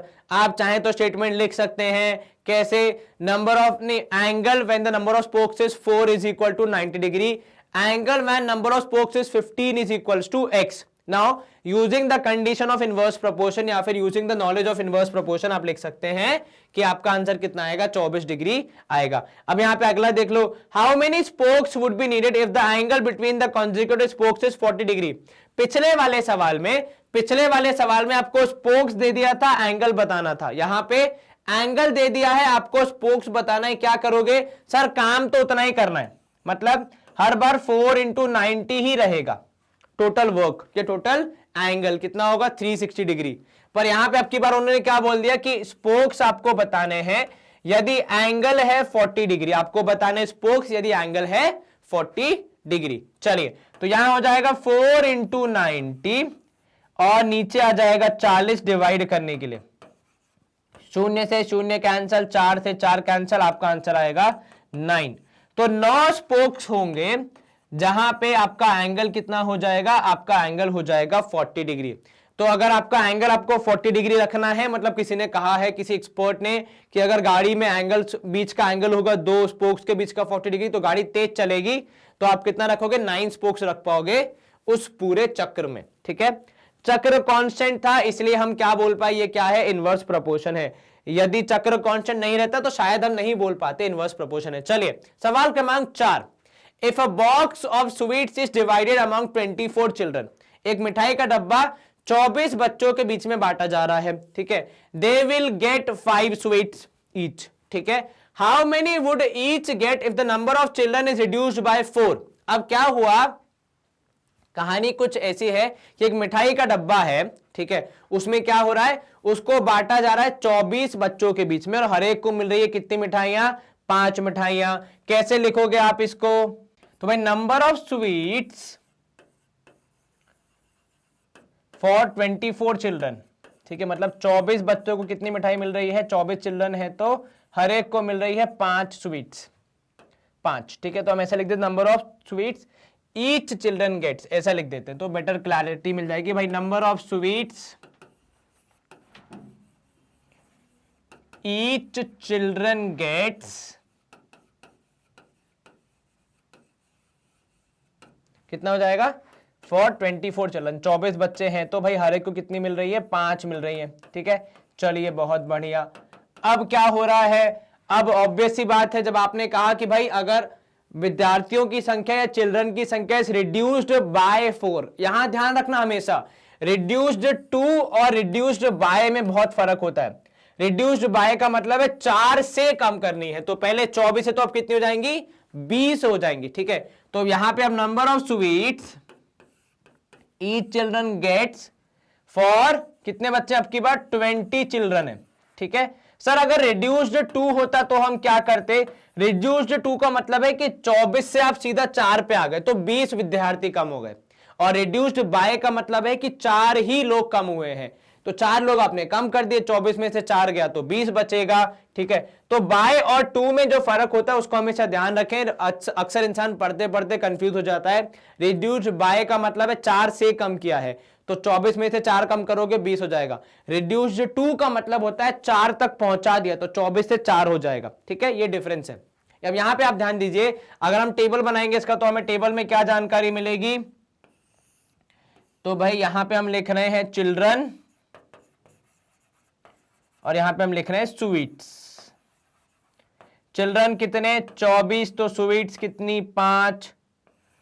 चिल्ड्रन कितने, अगर 20 तो स्वीट्स कितनी होंगी वो पता लगाना है। देखो 24 विद्यार्थियों को 5-5 स्वीट्स ईच मिल रही हैं, तो number of total number of sweets कितना हो जाएगा sir, total number of sweets हो जाएगा, टोटल नंबर ऑफ स्वीट्स हो जाएगा कि भाई 24 लोग हर एक को मिली 5-5।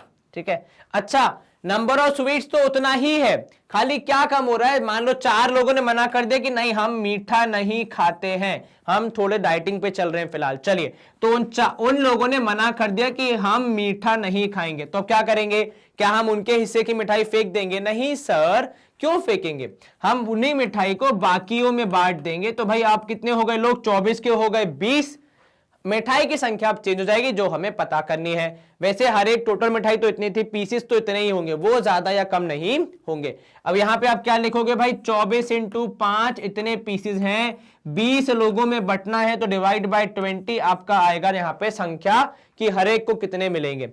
यहां पे जब आप सॉल्व करोगे 5 1 जा 5, 4 जा 4, 1 जा 4, 6 जा 6 मिलेंगे आपको स्वीट्स, कितने लोगों को, 20 लोगों को कितनी स्वीट्स मिलेंगी, 6 स्वीट्स मिलेंगी। पहले कितनी मिल रही थी, पहले 5 मिल रही थी, क्योंकि 4 ने मना कर दिया तो सबको एक एक एक्स्ट्रा मिल जाएगी, तो अब हर एक को कितने मिलेंगे, 6 स्वीट्स मिलेंगे। क्या आपको ये समझ में आया, जी सर यहाँ पे क्या इनवर्स प्रोपोर्शन है, हाँ सर, जब विद्यार्थियों की या स्टूडेंट्स की संख्या या फिर चिल्ड्रन की संख्या कम हो गई तो स्वीट्स की संख्या बढ़ गई। ठीक है, इनवर्स प्रोपोर्शन। और क्योंकि total number of sweets fix था, जैसा कि हमने पिछले सारे एग्जांपल में देखा, इसके पिछले वाले में व्हील फिक्स था, उसके पिछले व्हील का एंगल फिक्स था, उसके पिछले वाले में मनी फिक्स था, तो वैसे यहां पे भी क्या फिक्स है, नंबर ऑफ स्वीट्स जो पीसेस हैं वो फिक्स है, बस आपको बंटवारा करना है, तो आपने डिवाइड करके सॉल्व करके आंसर निकाल दिया। चलिए आप चाहें तो लास्ट में कंक्लूजन लिख सकते हैं कि each children will get 6 sweets if the number of children is reduced by 4। चलिए सवाल क्रमांक 5, a farmer has enough food to feed 20 animals in his cattle for 6 days. ठीक है, तो नंबर ऑफ डेज लिखा है आपके पास। ठीक है, number of days food is available for 20 animals. ठीक है, 20 एनिमल्स के लिए खाना कितने दिन का है, 6 दिन का है। चलिए नंबर ऑफ डेज कितना है, 6। अब यदि आप कह रहे हैं कि 10 और एनिमल्स आ गए, 10 और आ गए, तो पहले 20 थे तो अब कितने हो जाएंगे, 30 हो जाएंगे। ठीक है, ये क्या हो गया सर, जानवरों की संख्या बढ़ गई, हो सकता है उनके पड़ोसी ने जो कि कहीं बाहर जा रहा हो गांव से, उसने बोल दिया कि आप मेरे 10 एनिमल कुछ दिन के लिए रख लो, मैं वापस आके आपसे ले लूंगा। ठीक है, चलिए तो नंबर ऑफ डेज कितना हो जाएगा, अब x। अब आप बनाएंगे यहां पे टेबल ताकि आपको क्लैरिटी मिले कि भाई एनिमल्स और डेज में कनेक्शन क्या है। तो एनिमल्स को लिखा आपने, एनिमल्स यहां पे आएगा, डेज जब एनिमल्स है 20, डेज है 6। अब जब एनिमल्स हो जाएंगे 30 तो डेज कितने हैं ये आपने बताना है।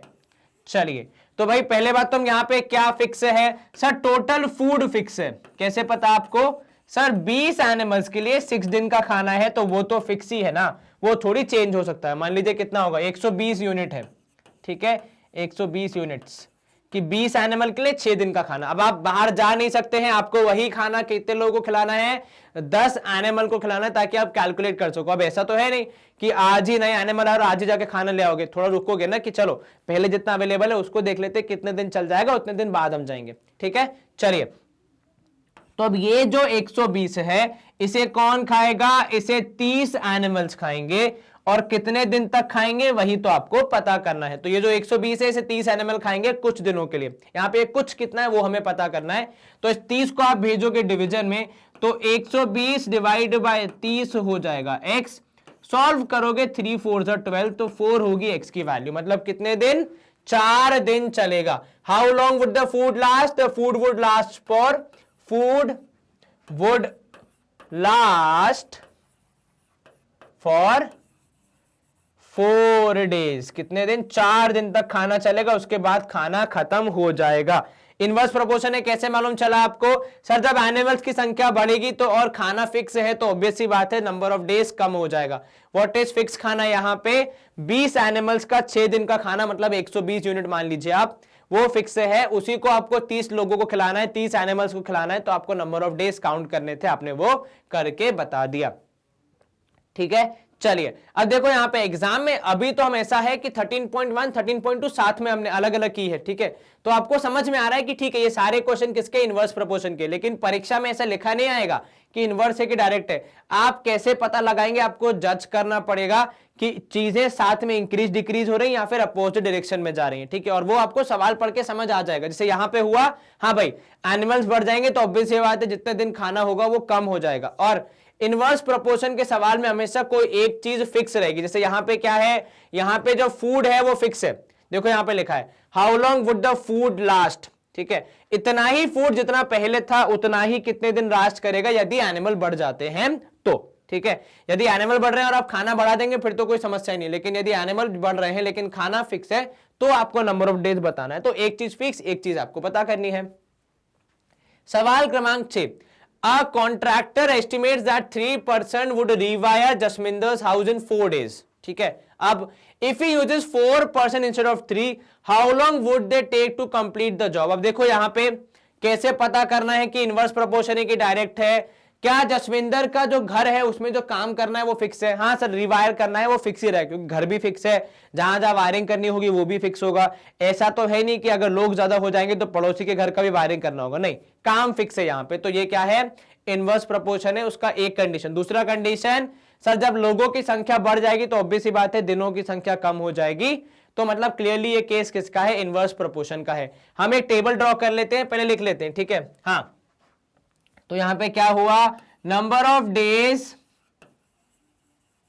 रिक्वायर्ड बाय कितने पर्सन है, पहले 3% है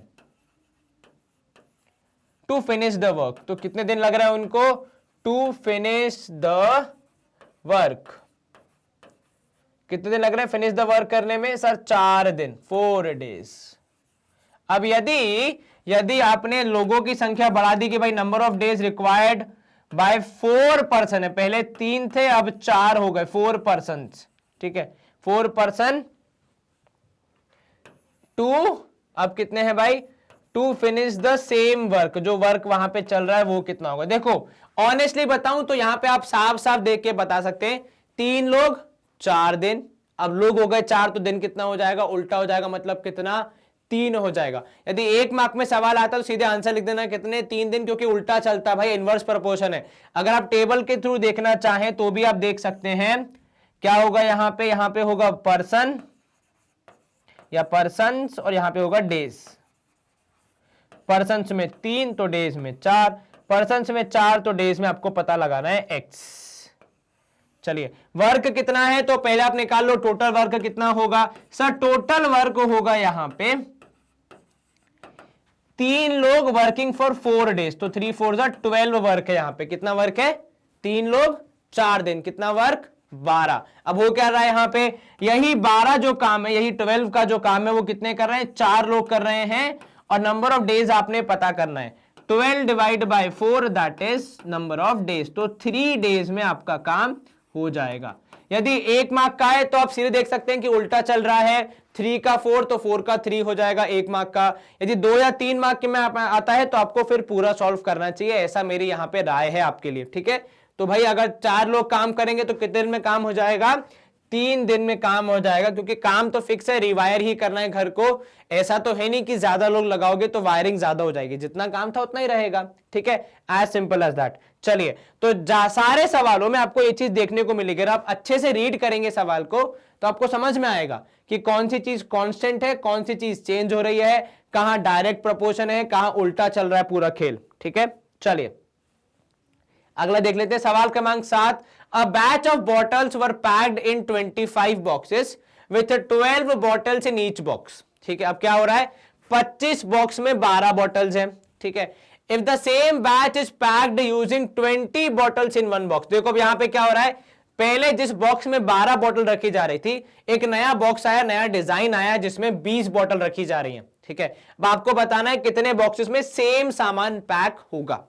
सिंपल, क्वेश्चन को आपने रीड किया, आपको क्या समझ में आया कि सर 25 बॉक्स में 12 बॉटल, ठीक है, मतलब हर एक बॉक्स में 12 बॉटल। तो नंबर ऑफ बॉटल्स, क्योंकि देखो यहां पे क्या मिला है, सेम। अगर आपने क्या किया है, इफ द सेम बैच, यहां पे लिखा है सेम बैच, इसका क्या मतलब है? इतनी ही बॉटल्स को पैक करना है। सेम बैच का क्या मतलब हुआ? इतनी ही बॉटल्स को पैक करना है। तब आपने बताना है कितना आपको समय लगेगा, ठीक है। तो आप क्या लिखोगे? अब यहां पे आप लिख सकते हो कि एग्जाम्पल हम कहां से शुरू करेंगे? हाँ, number of boxes required to pack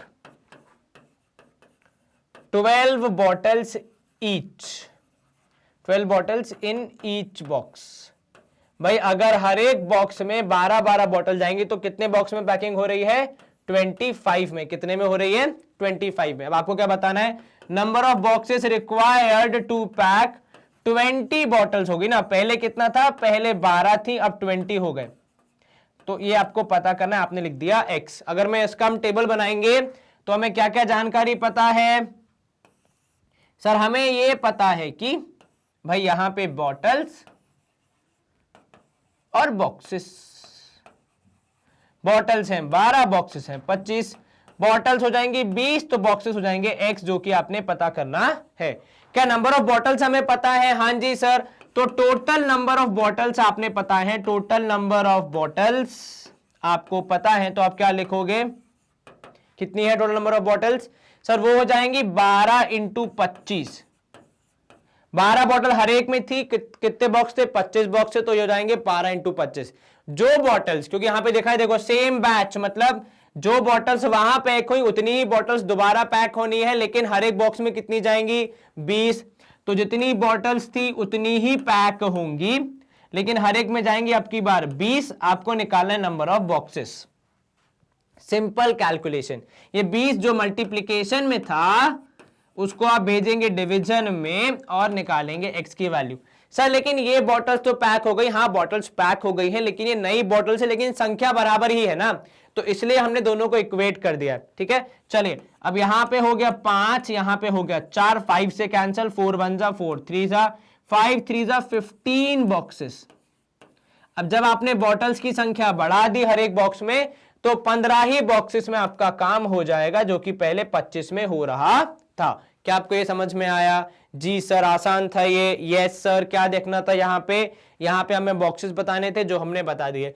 आप क्या लिखो कंक्लूजन में कि 15 boxes would pack 20 bottles in each box, ठीक है। चलिए स्क्रीन क्लियर, हमारा ये सवाल हो गया समाप्त। सवाल क्रमांक 8 देख लेते हैं। चलिए, a factory requires 42 machines to produce a given number of articles in 63 days.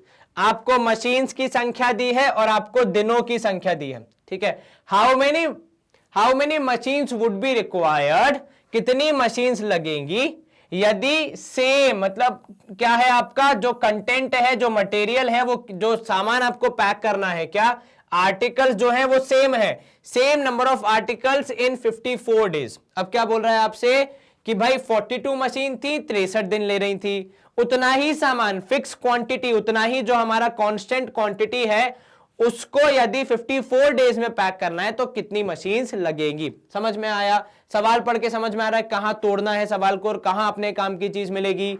तो यहां पे जैसे ही मैंने देखा सेम, मुझे समझ में आ गया कि किसका सवाल है, इनवर्स प्रोपोर्शन का, क्योंकि क्वांटिटी सेम रखनी है, केवल क्या चेंज हो रहा है, बाकी चीजें चेंज हो रही है, और क्वांटिटी सेम रखनी है और दिन कम करने हैं तो ऑब्वियस सी बात है मशीन्स बढ़ानी पड़ेंगी।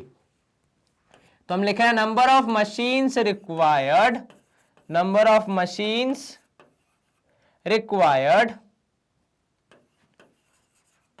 टू क्या, to pack, to produce articles in कितने दिन है, सबसे पहले इन 63 डेज। कितनी मशीन लगती है भाई? सर 40 नहीं 42 मशीन्स। कितनी मशीन लगती हैं? 42 मशीन्स लगती हैं। अब आपने बताना है यदि उतना ही सामान हमने पैक करना है तो कितनी मशीन लगेंगी। यदि ये पैक या बनाना है, यदि आपको काम खत्म करना है 54 डेज में, हो सकता है आपने किसी से ऑर्डर लिया होगा, उसने कहा कि मेरे को 54 डेज में ऑर्डर चाहिए, तो आपने क्या करना है, आपने नंबर ऑफ मशीन से डिसाइड करके बताना है। टेबल अगर हम इसका बनाएंगे तो क्या मिलेगा सर? ऊपर आएगा डेज कि कितने दिन लग रहे हैं और नीचे आएगा यहां पे मशीन्स। आप चाहें तो उल्टा भी लिख सकते हैं, बस वैल्यू ठीक लिखिएगा। नंबर ऑफ डेज थे 63, मशीन्स थी 42, नंबर ऑफ डेज हो जाएंगे 54,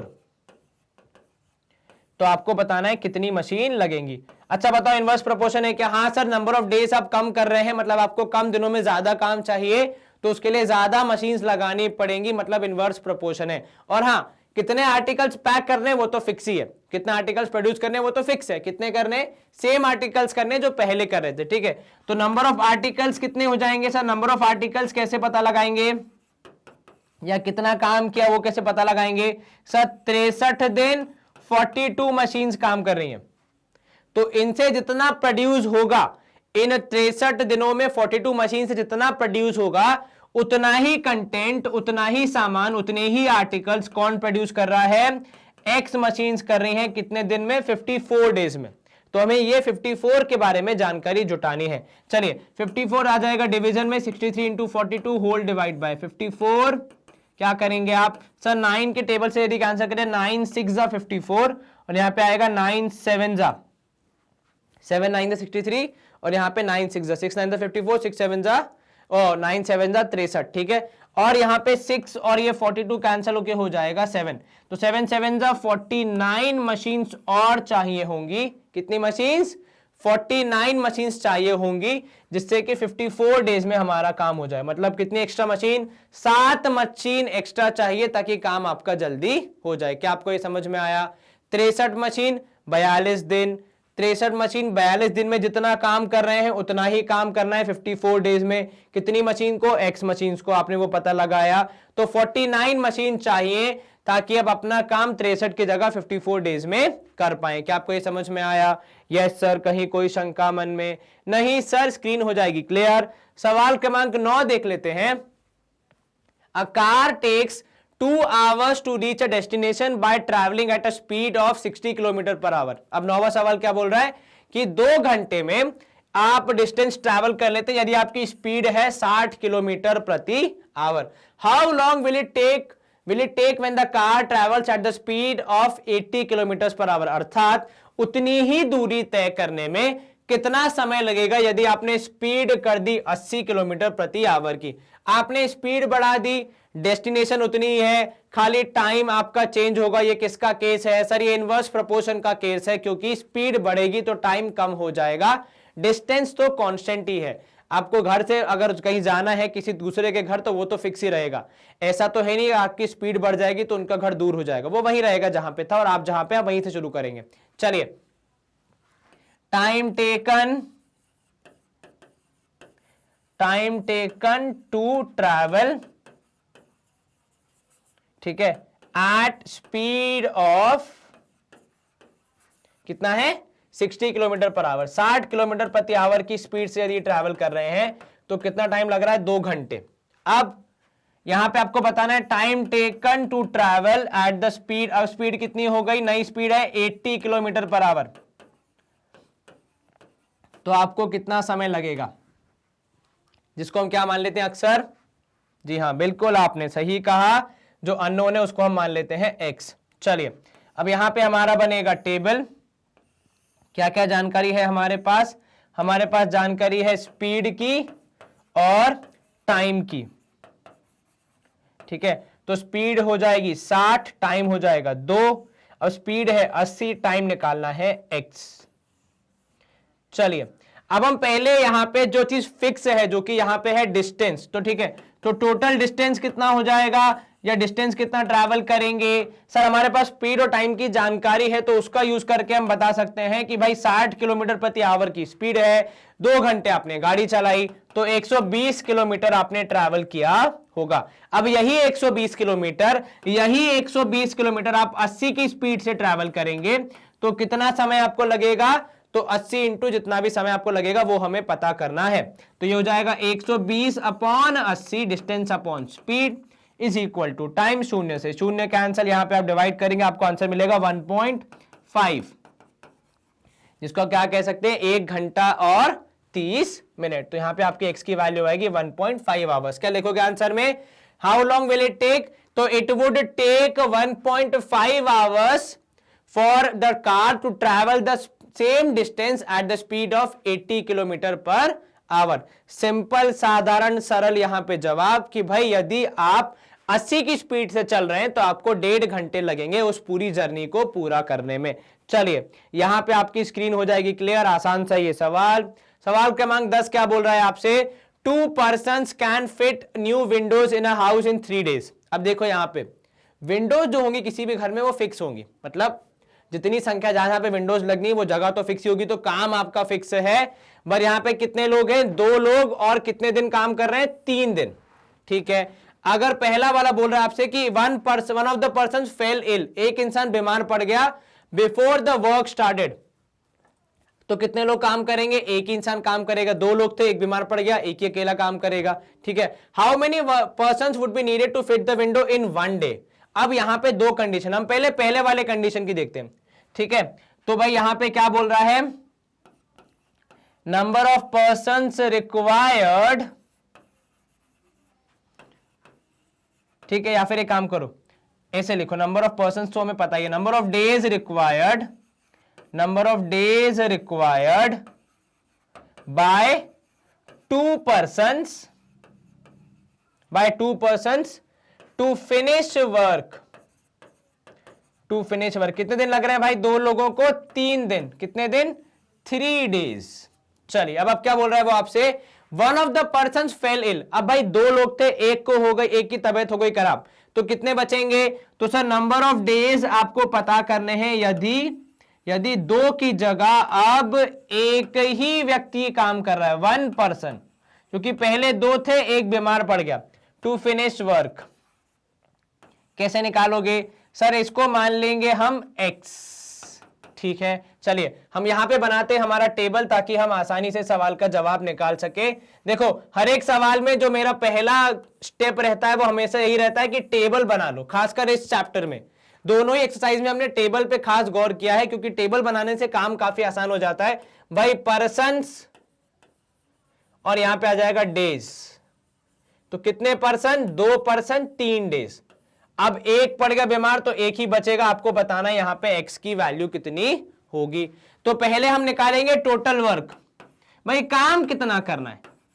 सर काम करना है 2 लोगों ने 3 दिन, तो मतलब 6, कितना काम कर रहा है? 6 के बराबर। 6 यूनिट्स कह लो, 6 विंडोज कह लो, जो भी आप कह लो, 6 आवर्स कह लो, कैसे भी कह लो। 2 लोगों ने 3 दिन काम करना है, तो 6 के बराबर काम होगा। 6 यूनिट के बराबर कह सकते हो, कितना? 6 यूनिट काम होगा। अब ये पूरा का पूरा काम कौन करेगा? एक ही इंसान करेगा। तो ये पूरा का पूरा 6 यूनिट्स ऑफ वर्क कौन कर रहा है? एक ही इंसान कर रहा है। कितने दिन में करेगा? x डेज, वही हमें पता करना है। डिवाइड करोगे 6/1, आंसर आएगा 6। तो भाई यदि एक ही इंसान काम करेगा तो वो 6 दिन में कार्य समाप्त कर पाएगा। कितने दिन में? 6 दिन में। क्या आपको ये समझ में आया? क्या किया हमने? सर 2 लोग थे, 3 दिन में काम कर रहे थे, तो 6 यूनिट काम हो रहा था। ऐसे आप देखें, 2 लोग 3 दिन, 6 यूनिट काम हो रहा था। अब यदि एक बीमार पड़ गया तो एक ही अकेले काम करेगा, तो कितने दिन में काम होगा? 6 दिन में काम होगा। अब दूसरा पार्ट देखो, यहां पे B part, how many persons would be needed to fit the windows in 1 day। अब जो घर का मालिक है उसने बोला कि मुझे कोई टेंशन नहीं है, आप कुछ भी कीजिए पर एक दिन में काम खत्म कीजिए। तो नंबर ऑफ डेज कितना हो जाएगा 1। तो अब आपको बताना है यदि नंबर ऑफ डेज 1 है तो कितने लोग लगेंगे। अब इसका हम थोड़ा स्टेटमेंट पार्ट देख लेते हैं कैसे लिखा जाएगा, ठीक है। तो यहां पे हो जाएगा number of person required, number of person required, ठीक है। अगर आप इसको पूरा ही चेंज कर देते हैं, काम करते हैं, क्योंकि स्टेटमेंट अच्छे से लिखना बहुत जरूरी है किसी भी मैथ्स के क्वेश्चन पेपर में, ठीक है। आंसर शीट में क्या लिखोगे आप लिखोगे number of person required to finish work in, अभी कितना है सर, अभी 3 दिन में हो रहा है, इन 3 डेज। कितने लोग लग रहे हैं सर, 2 लोग लग रहे हैं, ठीक है। अभी देखो भाई दूसरा क्वेश्चन नया केस है, ये मत सोचना कि सर एक तो बीमार पड़ गया, नहीं, ये नया केस है, बी पार्ट है, तो इसमें हम वापस शुरू करेंगे दोबारा से, ठीक है। चलो फिर नंबर ऑफ पर्सन रिक्वायर्ड, आप कितने लोग चाहिए, पर्सन रिक्वायर्ड, ये आपने पता करना है टू फिनिश वर्क, जो सेम वर्क है हमारा फिनिश वर्क, क्योंकि पहले से था, इन कितने दिन, इन 1 डे। भाई एक दिन में काम खत्म कर दो, चाहे आप कितने भी आपके वर्कर लगे उन्हें कोई फर्क नहीं पड़ता, उन्हें बस एक दिन में काम चाहिए। हो सकता है उनके घर में कुछ होगा, इनॉग्रेशन वगैरह, अपन को क्या। चलो अपन आगे अपन सवाल देखते हैं। तो भाई अपन का काम कितना था सर, 6 यूनिट काम करना था, ठीक है। तो भाई 6 यूनिट करना है, नंबर ऑफ वर्कर्स पता नहीं है, एक दिन में काम खत्म करना है। अब आप क्या करोगे, डिवीजन करोगे, 6/1, आंसर आएगा आपका 6। तो 6 लोग लगेंगे पर काम एक दिन में हो जाएगा। मान लो यहां पे आपका आंसर लिखा हमने, इसको एक काम करते हैं y लिख लेते हैं ताकि अलग अलग हो जाए देखने के हिसाब से। चलो यहां पे भी y, यहां पे भी, दोनों जगह पे y।